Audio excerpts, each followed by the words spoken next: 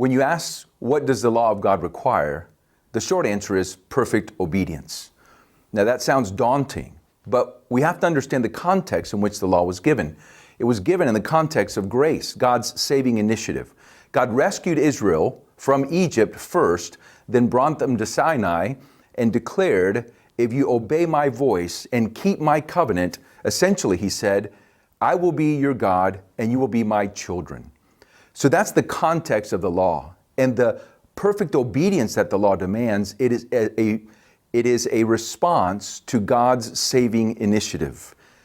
And it is a wholehearted devotion.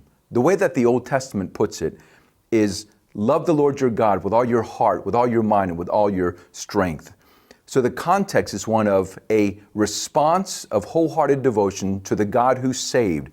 It is a response of faith that is called love. And that love flows to love of neighbor as well.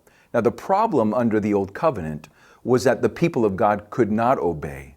But the good news was that there was a covenant that was promised that would be new. And in this covenant, God promised that he would circumcise the hearts of the people. In other words, in Jeremiah 31, God says that he would write the law on their hearts. In Ezekiel chapter 36, God further explains, and he says, I will take the heart of stone from you and replace it with a heart of flesh. I will put my spirit in you and cause you to walk in my ways. So the good news of the gospel is that under the new covenant that Jesus inaugurated, we are empowered to obey God's law.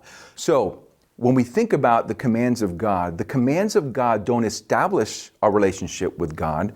Obedience is our response to God. It is a loving response of faith. God has saved us in Jesus Christ, and we respond by trusting him in loving obedience.